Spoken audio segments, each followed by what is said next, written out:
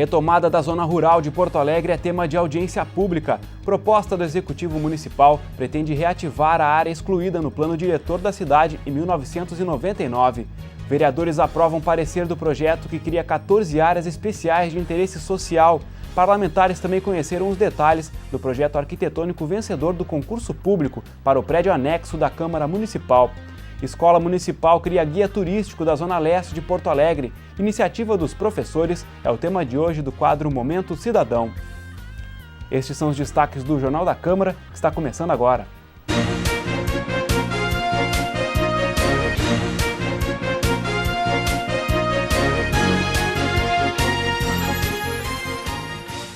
Olá, o assunto que abre o Jornal da Câmara de hoje é o projeto de lei do Executivo que propõe a retomada da zona rural de Porto Alegre. O documento foi tema de uma audiência pública nesta semana no Legislativo Municipal. Desde a aprovação do plano diretor em 1999, a área que fica na zona sul da cidade está gravada como rua urbana. O debate ocorreu no plenário Otávio Rocha e reuniu representantes dos setores interessados no tema. Os participantes acompanharam a apresentação do projeto pela Prefeitura e também se manifestaram sobre a proposta. De acordo com o Executivo, a ideia é garantir a sobrevivência de pequenos e médios produtores, além de incentivar o turismo rural e a sustentabilidade. É uma orientação do prefeito, dizendo o quê? Mantenha o pulmão da cidade, mantenha o oxigênio. E, claro, ajude os produtores, que são fenomenais, que enchem a ceasa de alimento, né? Mantenha o serviço, mantenha a renda, mantenha o turismo, mantenha a característica cultural que vem de família para família. Mas não se esqueça, pulmão da cidade, não podemos permitir que se construa casas ali. A zona rural de Porto Alegre foi extinta em 1999, quando entrou em vigor o novo plano diretor da cidade. O projeto do Executivo que tramita aqui na Câmara de Vereadores pretende restabelecer de forma oficial este espaço de produção. De acordo com a proposta, a área em questão se localiza no sul e extremo sul de Porto Alegre e representa 8,28% da extensão total do município. Para os produtores que participaram aqui da audiência pública, a volta da zona rural pode significar, entre outros benefícios, menos entraves burocráticos. Nós temos vários sistemas de financiamento que nós não conseguimos atingir porque nós estamos numa zona urbana. Né? Então isso vai beneficiar. Um próprio Pronaf hoje, para se tirar na zona rural de Porto Alegre, é uma complicação bárbara. Se consegue, mas com imensas dificuldades, muito diferentes do que um produtor numa zona rural. Então tem muitas situações dessas que vão se resolver com a volta da zona rural. Eu cito uma, por exemplo, todo produtor rural em zona rural tem desconto na energia elétrica. Nós não temos na zona sul de Porto Alegre e somos produtor rural. Objetivamente, o que está buscando essa lei é definir com clareza o que é rural e o que é urbano. Tá? O projeto é muito bom. E para obter essa clareza plena, eu sugeri, e devo ser atendido antes da votação, a definição clara dos limites das unidades de estruturação urbana que voltam a ser consideradas zona rural. Por outro lado, para o vereador engenheiro Comaceto, mais do que o retorno da zona rural, é preciso incrementar as políticas voltadas para o segmento. O projeto apresentado para ter o zoneamento rural ou áreas de produção primária que é hoje, no meu ponto de vista, não é o zoneamento que define qual é a melhor proposta, e sim um programa efetivo que aponte para a produção, que ajude a organizar, que ofereça tecnologia, que ofereça recursos, que ofereça espaços de comercialização, que agilize o licenciamento, principalmente o licenciamento ambiental e o licenciamento das atividades. Isto é o importante. Na sessão plenária desta quinta-feira, os parlamentares da capital realizaram uma reunião conjunta das comissões para agilizar a tramitação de projetos. 16 pareceres foram aprovados. As galerias do plenário Otávio Rocha ficaram lotadas. Moradores de diversas ocupações de Porto Alegre acompanharam a reunião conjunta das comissões. Eles queriam a aprovação do parecer ao projeto que cria 14 áreas especiais de interesse social. E foi o que aconteceu. O parecer foi aprovado por unanimidade. Com o aval das comissões, a proposta, de autoria dos vereadores Pedro Ruas e Fernanda Melchiona, está apta para ser apreciada no plenário. Representantes do Fórum das Ocupações Urbanas comemoraram a decisão e afirmaram que a medida pode trazer mais tranquilidade para as famílias. São em torno de 15 mil pessoas que estão envolvidas nesse projeto das 14 AEs. A situação das pessoas agora são ocupações consolidadas, que vem de 2 anos e meio para cá, essas ocupações que estão envolvidas nesse projeto de AEs. Então são ocupações que estão consolidadas, suas casas prontas, investimento minimamente, feito investimento em cima das suas moradias. E então sentindo que podem conquistar esse espaço. E agora, vendo toda essa evolução desse projeto de AEs, mais vai consolidar e mais vai firmar essas pessoas dentro das ocupações. Para a vereadora Fernanda Melchiona, a aprovação do parecer representa um passo importante na luta pela moradia. Nós ficamos muito contentes com a aprovação por unanimidade. Nos parece que a luta do povo conseguiu sensibilizar o conjunto da Câmara no sentido de se avançar nesse processo de delimitação no plano diretor dessas ocupações como área de interesse social, ou seja, gravando que esses espaços têm que ser utilizados para projetos de construção de habitação. E depois facilita o processo da própria questão da desapropriação das áreas, da compra desses terrenos para garantir um direito humano que é constitucional, que é o direito à moradia. A reunião conjunta das comissões ocorreu na quinta-feira, quando outros 15 pareceres também foram aprovados. Essa forma de reunião tem como objetivo agilizar a análise dos projetos. O grupo de arquitetos vencedor do concurso público para a construção do prédio anexo da Câmara Municipal apresentou o projeto aos vereadores nesta semana. A exibição aconteceu durante o período de comunicações em sessão plenária.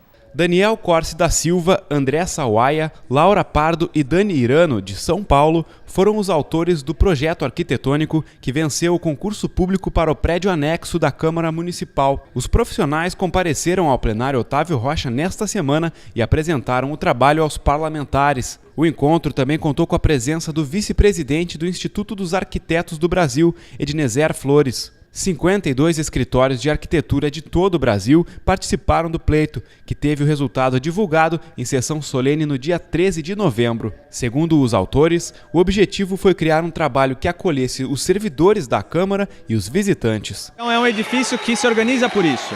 Uma parte, sem dúvida nenhuma, que busca acolher o servidor no maior bem-estar para exercer o seu trabalho, como um espaço de escritório e de atividade muito bem pensado e concebido, e também a outra parte de um projeto que é de uma instituição pública e que tem que responder à cidade, ou seja, ele tem que se entregar à cidade, ele tem que se abrir à cidade.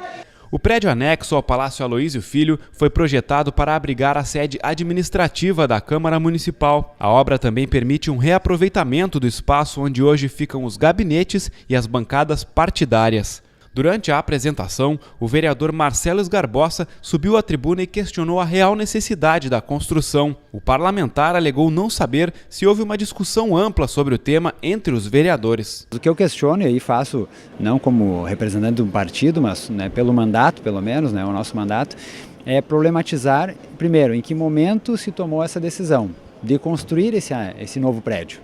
Então, e outra, se tomou numa legislatura anterior, porque nessa legislatura, estou aqui há 1 ano e meio, quase 2 anos, nessa nunca teve uma discussão, não passou pelo plenário.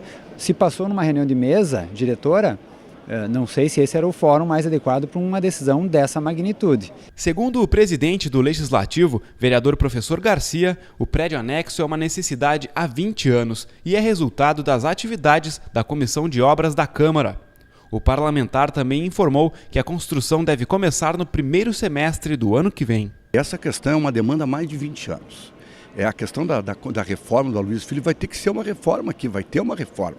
Só que o problema é de espaço físico. Nós não temos mais hoje espaço físico para colocar pessoas nesse prédio. E é por isso a questão da construção do anexo. Nós tivemos o cuidado e foi amplamente divulgado. Quer dizer, o que nós estamos fazendo hoje é o coroamento de um processo. Quer dizer, foi divulgado que faríamos, um concurso público. Fiquei surpreso com a questão do vereador, mas eu acho que isso aí é salutar. Quem tiver dúvida tem que questionar, mas nos causou estranheza, porque o partido dele participou de todo o processo. Em uma reunião conjunta, as comissões de Constituição e Justiça e Direitos Humanos sabatinaram os indicados aos cargos de Corregedor-Geral e Ouvidor da Guarda Municipal. As posições estão vagas desde o dia 8 de dezembro e devem ser ocupadas assim que os nomes forem confirmados pelo Legislativo. Kátia Viana foi sabatinada para o cargo de ouvidora da Guarda Municipal. Atual gestora da Secretaria de Direitos Humanos, a profissional já ocupou a posição de assistente da ouvidoria. Kátia lembrou que o órgão pode receber reclamações dos cidadãos e dos funcionários da Guarda Municipal. O sigilo ou o anonimato são garantidos em todas as denúncias, sejam feitas por telefone, pessoalmente ou por meios eletrônicos. Na verdade, poder atender todas as demandas apresentadas pela população e pela própria Guarda Municipal, buscando sempre o aperfeiçoamento dos serviços. Acredito que eles cumpram muito bem o papel deles. Não tens conhecimento de nenhuma reclamação da população em relação ao trabalho da Guarda? Atualmente não, porque eu estou em outra atividade já há 2 anos, então só chegando lá para realmente saber qual é a real situação. Os conhecimentos técnicos de Leonardo Siqueira foram questionados para a posição de corregedor-geral da Guarda Municipal. O cargo exige formação em Direito. Leonardo atua como assistente administrativo da Procuradoria-Geral do município. Em resposta a indagações dos vereadores, o profissional afirmou que é preciso encontrar formas de verificar a efetividade das ações da Corregedoria. Dando primazia à legalidade, fazendo cumprir a lei, sempre dando primazia também aos direitos humanos, entender que são funcionários do quadro, que são pessoas que precisam do nosso apoio também e muitas vezes da instrução. A realização da sabatina pelas comissões da Câmara de Vereadores está prevista na Lei de 2006, que criou os cargos de ouvidor e corregedor da Guarda Municipal. O órgão tem como principal função proteger o patrimônio público de Porto Alegre e está subordinado desde 2012 à Secretaria Municipal de Segurança.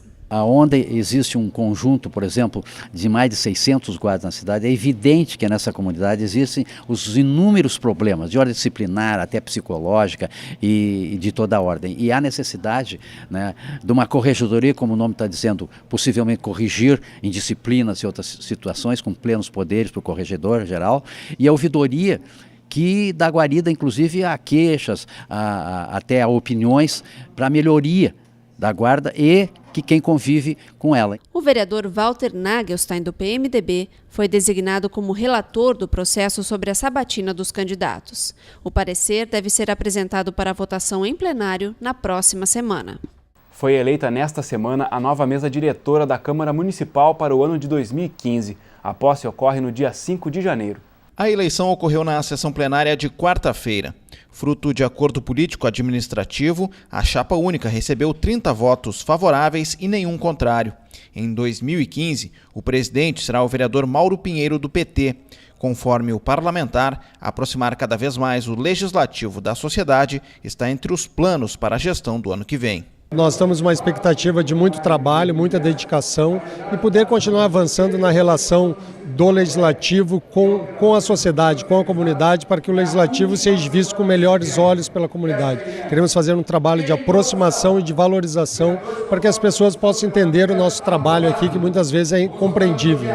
Então nós queremos fazer essa relação com a sociedade e aproximar o Legislativo Municipal de Porto Alegre com os demais municípios da região metropolitana para que a gente possa juntos resolver problemas da nossa cidade. A mesa diretora terá ainda os vereadores Paulo Brum, do PTB, como o primeiro vice-presidente, Jussara Coni, do PCdoB, como segunda vice-presidente, delegado Cleiton, do PDT, como primeiro secretário, Valdir Canal, do PRB, como segundo secretário e Paulinho Motorista, do PSB, como terceiro secretário. A posse da nova mesa diretora está marcada para o dia 5 de janeiro. Os vereadores também aprovaram um projeto de lei que revoga o caráter de área especial de interesse social de um terreno na Vila Tronco. Foram 20 votos favoráveis e 5 contrários. No texto do projeto, o Executivo afirma que o comitê gestor que trata da duplicação da Avenida Tronco decidiu descartar a utilização do espaço para fins habitacionais. A proposta retira de um terreno localizado na Rua Cruzeiro do Sul o gravame de área especial de interesse social. O local estava destinado anteriormente para o programa Minha Casa Minha Vida. O líder do governo, vereador Ayrton Ferronato, explica que cerca de 30 áreas foram destacadas para receber programas habitacionais destinados às famílias da Avenida Tronco. Esta área aí da Avenida Cruzeiro se definiu que ela não seria mais adequada para esse tipo de ação. Nós votamos hoje simplesmente manter todas as áreas definidas para a Avenida Tronco e retirar da Minha Casa Minha Vida esta área que votamos aí da Avenida Cruzeiro do Sul. Contrária ao projeto, a vereadora Sofia Cavedon considera que, diante do déficit habitacional, áreas livres deveriam ser destinadas para moradias populares. Eu só tenho a lamentar, porque esse tema é o da Tronco, mas no conjunto da cidade, nós temos mais de 50 mil pessoas esperando moradia e nós temos inúmeras comunidades sendo desalojadas, retiradas das suas áreas de ocupação, né? Onde buscam moradia, porque não tem como esperar a política pública que não acontece em Porto Alegre. Foram 20 votos favoráveis e 5 contrários. O projeto deveria ter sido apreciado na sessão plenária do dia 19 de novembro, o que não ocorreu por falta de quórum. A Câmara Municipal também aprovou a inclusão da Semana do Bairro Farrapos no calendário de datas comemorativas da cidade. O evento está previsto para o mês de novembro. O projeto é de autoria do vereador Valdir Canal, do PRB. De acordo com o parlamentar, a inclusão no calendário de datas comemorativas poderá incentivar ações de cidadania e integração, além de melhorar os indicadores sociais. Mais conhecido como Vila Farrapos, na zona norte de Porto Alegre, o local congrega cerca de 20 mil habitantes, entre moradores e pequenos comércios de gêneros alimentícios. A Semana do Bairro Farrapos está prevista para acontecer anualmente, entre os dias 17 e 23 de novembro. Os vereadores aprovaram ainda uma moção de solidariedade aos estagiários do Judiciário Gaúcho. De acordo com os estudantes, o Tribunal de Justiça do Estado vai suspender o pagamento de bolsas durante o recesso. A moção de solidariedade é de autoria dos vereadores do PSOL, Pedro Ruas e Fernanda Melchiona. No texto da proposta, a Comissão dos Estudantes de Nível Superior afirma que o Tribunal de Justiça do Rio Grande do Sul não vai pagar o valor das bolsas no período de recesso, entre 20 de dezembro e 6 de janeiro. Segundo a vereadora Fernanda Melchiona, mais de 400 estagiários devem ser atingidos. A parlamentar lembra ainda que, no recesso anterior, o pagamento dos estagiários foi mantido. O espaço da Tribuna Popular em sessão plenária foi ocupado nesta semana pela Associação dos Agentes de Fiscalização Municipal de Porto Alegre. A entidade defendeu uma modernização do exercício da categoria na capital. O presidente da AFIM subiu à tribuna e destacou a importância da atuação dos fiscais do município para o cumprimento das leis. Para Roberto Rodrigues, também é papel do profissional educar a população para uma convivência proativa. O representante da associação ainda aproveitou o espaço para defender uma modernização no exercício da categoria. Nós defendemos que o modelo de fiscalização que hoje está implantado em Porto Alegre, que é um modelo cinquentenário, há um consenso que este modelo se esgotou. E há uma necessidade de se mudar tanto a forma de jogar quanto a qualificação desses profissionais. Então, nesse aspecto, nós estamos defendendo modelos de gestão mais modernos, que inclusive estamos sugerindo. Nós pesquisamos no Brasil, pesquisamos pessoalmente em diversas cidades do mundo, ferramentas de gestão de sucesso e que, adaptadas à nossa realidade local, possam ser utilizados. No quadro Momento Cidadão de hoje você vai conhecer uma escola municipal que desenvolveu um guia turístico da Zona Leste de Porto Alegre. O documento foi produzido ao longo de 2 anos e lançado na semana passada.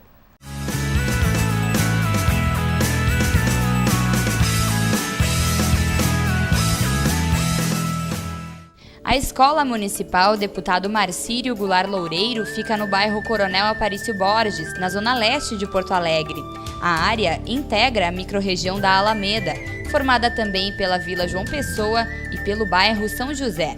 A ideia de montar um guia turístico da região surgiu durante uma reunião entre os professores, com o objetivo de divulgar os atrativos do bairro para a própria comunidade. Acabou surgindo, um período anterior à Copa, que a gente pudesse envolvê-los, porque todos adoram Copa no Brasil. Então, uma forma de chamar os alunos para fazer um trabalho diferenciado, fazer com que eles se sintam mais próximos desse conhecimento. Sai essa coisa muito de história, geografia, matemática, para eles verem que eles também vão usar essas matérias de outras maneiras na vida deles, seja na comunidade, seja no trabalho, seja onde for. No começo até a gente achou que não ia dar certo, questão dos alunos que não iam querer, muito trabalho que ia dar para imprimir a gráfica, as coisas. Então a gente achou que não ia dar, mas depois que ficou pronto a gente gostou bastante. Tinha lugares até mesmo que moro aqui, eu não conhecia. Tinha coisa até mesmo com a minha mãe que mora aqui faz um tempão que ela não sabia. O trabalho iniciou no ano passado e envolveu os 90 alunos do 8º ano e cerca de 20 professores.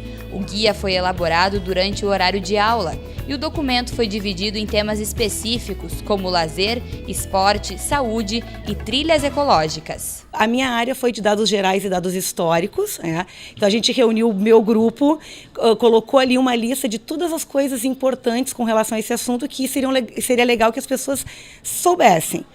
E daí os alunos foram atrás. Como se chega aqui de carro, de ônibus, qual é a história do lugar, quais foram as primeiras pessoas que vieram morar aqui. E daí eles foram a campo mesmo para conseguir esses dados. A gente fez a montagem de tudo que a gente pesquisou. Aí a gente fez as coisas, como não ia dar para botar tudo, a gente fez a seleção de alguns desenhos. E daí os desenhos que ficaram mais, que dava para demonstrar mais a parte daqui do bairro, a gente colocou. Aí depois a gente fez a montagem no computador. Teve até aula de a gráfica para aprender a mexer no computador. Foi muito bom. A edição final gráfica do mapa foi feita no Photoshop, né? Então a gente pegou os desenhos dos alunos, mantivemos o traço deles como foi feito pelos alunos, escaneamos e no Photoshop a gente coloriu, reduziu de tamanho, mas não mexemos no traço do aluno. Teve ajuda de oficineiros que vieram trabalhar com a gente aqui, que deram oficinas de Photoshop, nessa questão do processo. Não é só o desenho sair lá que é importante, mas eles aprenderem como fazer um desenho, que eles fizeram à mão livre, ser escaneado, ser colorido e ser impresso. Então esse processo que eu acho da parte gráfica que é interessante. O principal objetivo na construção do guia foi despertar nos alunos o olhar de um turista. Afinal, o que seria interessante conhecer na microrregião da Alameda? Baseado nisso, diversos colaboradores vieram à escola para falar sobre as experiências que tiveram como visitantes em diversos lugares do mundo. Então a gente trabalhou com guias, tivemos palestras, os professores fizeram várias palestras sobre as viagens que eles fazem.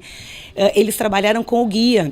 Interpretação de guia, de mapa. Tivemos outras palestras também, né, de pessoas de fora que vieram falar sobre a utilização do guia. Que dica que tu daria para o pessoal que quer conhecer o esporte e lazer do teu bairro? Que ponto seria? A Praça da Amizade, aqui embaixo, aqui perto do antigo terminal Alameda. Por quê? Porque ali tem 2 canchas bem grandes e tem balanço, essas coisas, tudo para as crianças. Tem bastante árvore com sombra. É um lugar muito legal ali. Eu diria para ela conhecer os restaurantes que tem aqui, que são bem bons. As lanchonetes que tem aqui é bem legal. Os passeios, eles tinham todo um encantamento nesse sentido, assim, né? De tu ir nos locais e viver um pouquinho daquilo ali. E a gente conhecendo, e a gente mesmo, os professores, se integrar um pouco com a comunidade. Os alunos conhecer mais a sua comunidade. A gente aprender técnicas de desenho, técnicas de computação, de produção de texto, de pesquisa. Então, eu acho que valeu a pena. O guia da microrregião Alameda ficou pronto na semana passada. A impressão foi feita em uma gráfica com verbas previstas pelo orçamento da escola. Devido ao controle financeiro, foram distribuídas apenas 300 unidades. Alunos e membros da comunidade foram convidados a ir à escola conhecer o documento. O guia fica exposto na biblioteca até o fim do ano letivo, no dia 20 de dezembro.